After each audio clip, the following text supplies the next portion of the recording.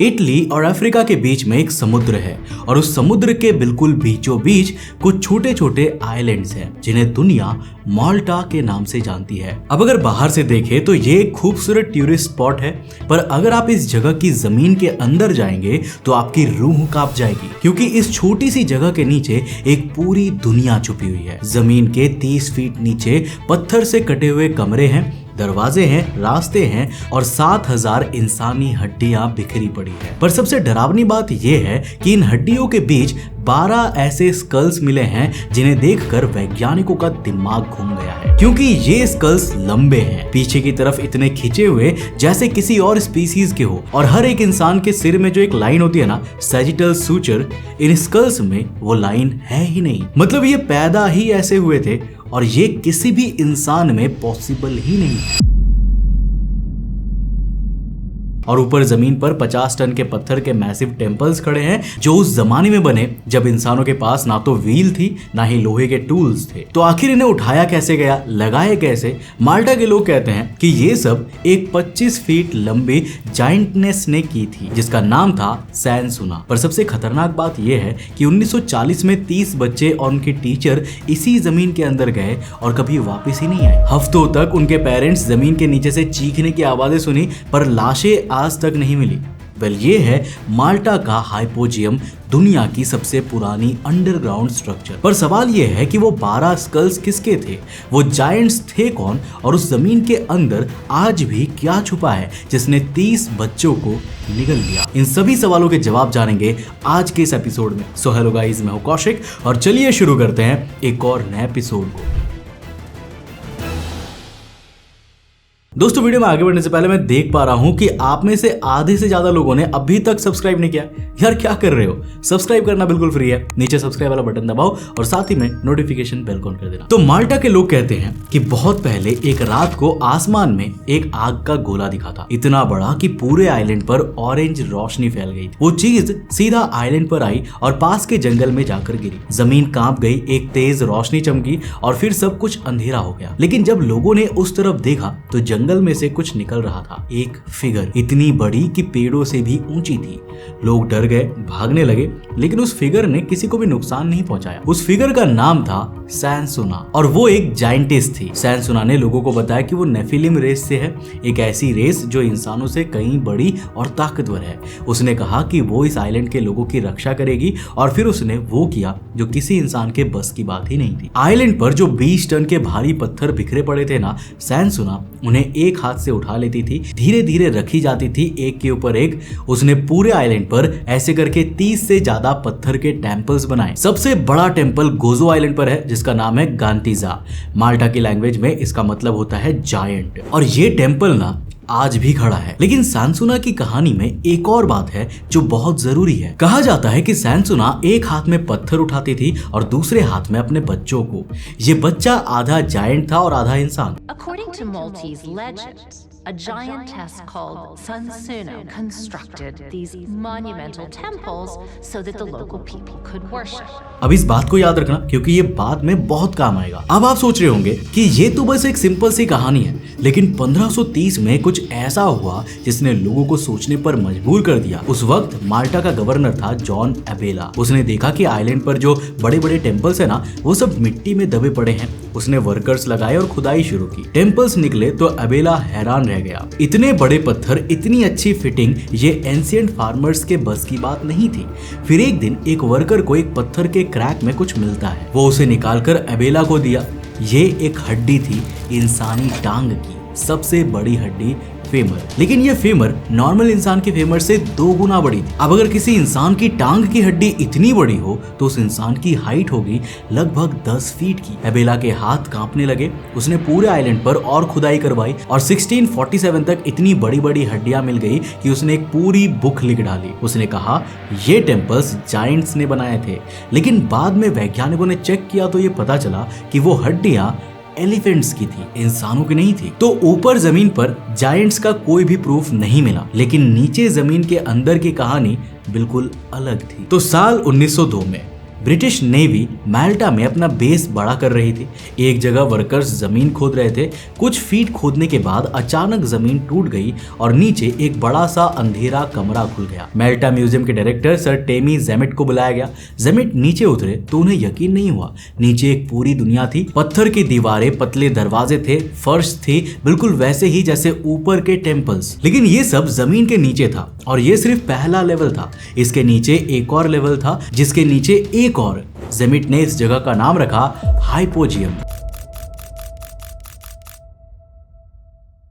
अब ग्रीक भाषा में इसका मतलब होता है अंडरग्राउंड। और जब जेमेट की टीम अंदर गई ना, तो हर वॉल पर, हर कार्विंग में, हर पेंटिंग में एक ही चीज दिखाई दे रही थी, एक बहुत बड़ी औरत की फिगर। वही फिगर जो माल्टा की कहानियों में हजारों सालों से थी, सांसुना की फिगर। लेकिन जेमेट के लिए असली मुसीबत अब शुरू होती है। हाइपोजियम के कई हिस्सों में इंसानी हड्डियां मिलनी शुरू हो गई। जेमेट ने लगभग 7000 हड्डियां निकाली, टोटल में 120 अलग अलग लोगों की। अब ये सब ना नॉर्मल इंसानी हड्डियां थी। यहाँ तक तो सब ठीक था, लेकिन फिर 12 ऐसे स्कल्स हाथ लगे जिन्हें देखकर जेमेट समझ ही नहीं पाया कि ये है क्या। ये स्कल्स लंबे थे, पीछे की तरफ बहुत ज्यादा खींचे हुए थे। नॉर्मल इंसान का सर ऐसा नहीं होता। अब दुनिया में कई पुराने कल्चर्स में एक चीज होती थी, बच्चे के सर पर बोर्ड्स बांधते थे ताकि स्कल की शेप बदल जाए। तो पहले यही लगा कि शायद यहाँ भी ऐसा हुआ होगा, लेकिन जब वैज्ञानिकों ने इन स्कल्स को अच्छे से चेक किया ना, तो रिजल्ट आया कि नहीं, ये बोर्ड्स या बांधने से नहीं हुआ, बल्कि ये तो नेचुरल है। मतलब ये लोग पैदा ही ऐसे हुए थे।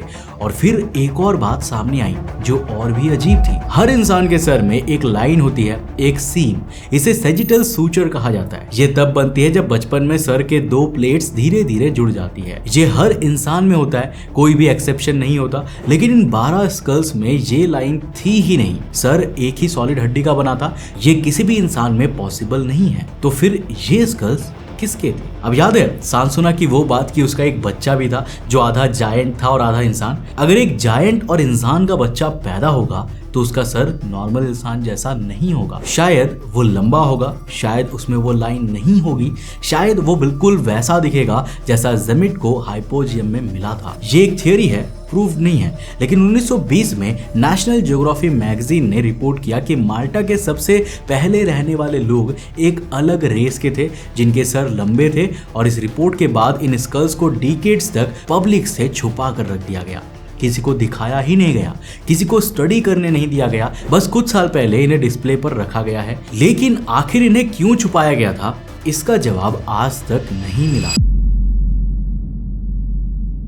अब आती है इस पूरी कहानी की सबसे डरावनी बात। तो साल 1940 में नेशनल ज्योग्राफी ने एक आर्टिकल छापा जिसमें लिखा था कि एक स्कूल ट्रिप पर 30 बच्चे और उनकी टीचर हाइपोजियम के अंदर गए। वो एक अंधेरी पैसेज में गए और कभी भी वापस नहीं आए। हफ्तों तक उनकी माओं ने जमीन के नीचे से रोने की और चीखने की आवाजें सुनने का दावा किया। हर जगह खोजा गया, कुछ नहीं मिला। 3 हफ्ते बाद सरकारी तौर पर कह दिया गया कि अब ये लोग जिंदा नहीं हैं। After 3 weeks, they were finally given up for dead. लेकिन उनकी लाशें भी नहीं मिली, आज तक नहीं मिली। अब इस बात को याद रखिएगा क्योंकि जो अब होने वाला है ना, वो इसी से जुड़ा हुआ है। तो उसी दौरान एक अमेरिकन औरत माल्टा घूमने आई थी। नाम था लुई जेसप। गर्मी का दिन था और किसी ने कहा हाइपोजियम देख कर आओ, जमीन के नीचे है, ठंडा होगा। लुई ने एक गाइड किया जिसका नाम था जो उन्हें अंदर ले गया। पहले तंग रास्ते थे जिसमें झुक कर चलना पड़ता था। फिर एक बड़ी सी रूम आई, पत्थर की स्मूथ वॉल्स थी। जब लुई बात करती थी तो उसकी आवाज गूंजती थी और एक अजीब सी हमिंग की आवाज आती थी। जो ने बताया कि ये रूम बहुत 1000 साल पहले एक ओरेकल के लिए बनाया गया था। फिर जो उन्हें और नीचे ले गया। रास्ते उतर रहे थे, अंधेरा बढ़ रहा था। लुई के अंदाजे से वो 20 से 30 फीट नीचे चली गई थी। नीचे एक और कमरा था। वॉल्स में शेल्व्स कटी हुई थी, ताबूत जैसी। जो ने बताया यहाँ मुर्दे रखे जाते थे।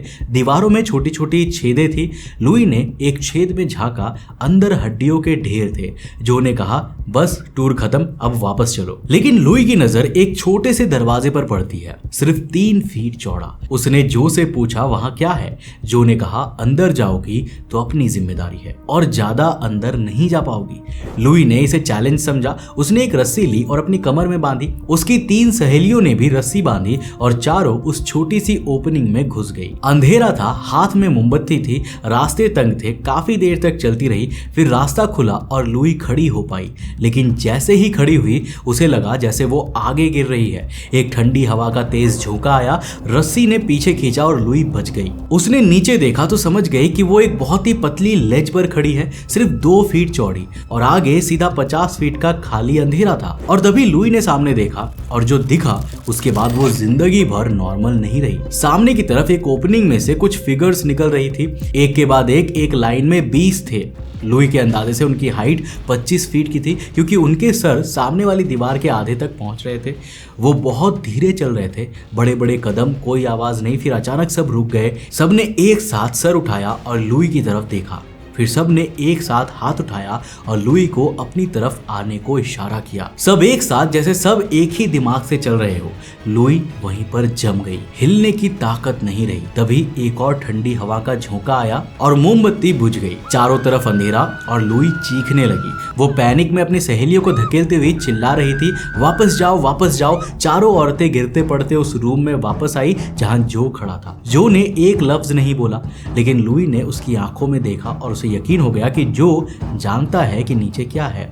जब लुई वापस जाने लगी तो जो ने उसका हाथ पकड़ा, बोला, अगर तुम्हें और जानना है तो जल्दी आना, मैं एक और टीचर और स्टूडेंट को नीचे ले जाने वाला हूँ, तुम भी साथ आ जाना। लुई ने अपना एड्रेस दिया, लेकिन कोई भी मैसेज नहीं आया। महीनों बाद लुई वापस माल्टा आई, नया गाइड मिला। लुई ने पूछा, वो टीचर और बच्चे, उनका क्या हुआ? गाइड चुप रहा। लुई ने पूछा, जो कहाँ है? उस आदमी ने कहा, मैडम यहाँ कोई जो नहीं है, मैं अकेला गाइड हूँ, बरसों से, कोई और कभी था ही नहीं।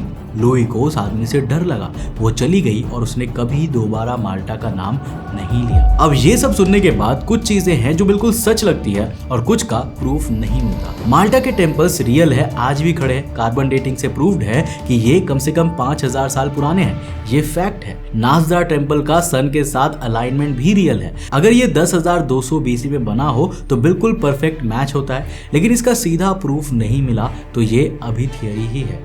अबेला की जायंट बोन्स एलिफेंट की थी, तो जमीन के ऊपर जायंट्स का कोई भी प्रूफ नहीं है। हाइपोजियम बिल्कुल रियल है और आज भी लोग उसमें जाते हैं। वो लंबे स्कल्स भी रियल हैं और अभी स्टडी हो रही है। कुछ में बोट्स बंधने के निशान हैं, लेकिन कुछ बिल्कुल नेचुरल लंबे हैं जिनमें वो लाइन है ही नहीं, और ये आज तक साइंस समझ नहीं पाई।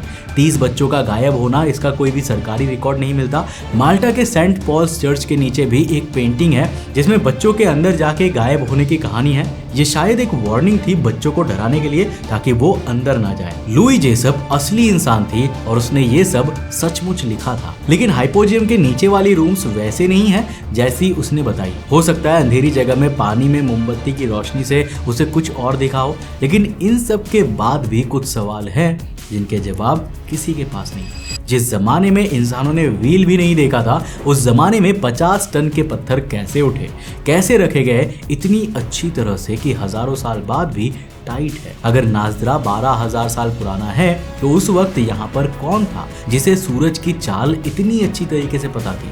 वो लंबे स्कल्स जिसमें वो लाइन नहीं है, वो क्या है, किसके हैं? और अगर सब कुछ नॉर्मल है तो ये स्कल्स इतने सालों तक लोगों से क्यों छुपाए गए? वैसे आपको इस मिस्ट्री के बारे में क्या लगता है? मुझे नीचे कमेंट सेक्शन में लिखकर जो बताना। अगर वीडियो पसंद आया और कुछ नया सीखने को मिला तो इस वीडियो को लाइक करने के साथ साथ अपने दोस्तों के साथ जरूर शेयर करना। अगर आप नए हो इस चैनल पे तो इस चैनल को सब्सक्राइब करने के साथ साथ नोटिफिकेशन बेल ऑन कर देना। और अगर आपको ये वीडियो पसंद आए ना तो मैं आपको रिकमेंड करूंगा कि आप अगली वीडियो इसे जाकर जरूर देखना, जिसमें हमने बात किया है एक ऐसे मिस्टीरियस आइलैंड के बारे में जहां पर जानवरों के ऊपर एक्सपेरिमेंट्स होते थे। लेकिन आखिर इस आइलैंड को बनाया किसने था? आखिर यहाँ पर जानवरों में एक्सपेरिमेंट्स क्यों किए जाते थे और किस तरह से ये एक वेपन बनाने की आइलैंड थी? जानने के लिए इस वीडियो को जाकर देखना, बहुत इंटरेस्टिंग है। मैं मिलता हूँ आपको नेक्स्ट एपिसोड के साथ, तब तक के लिए बाय, जय हिंद।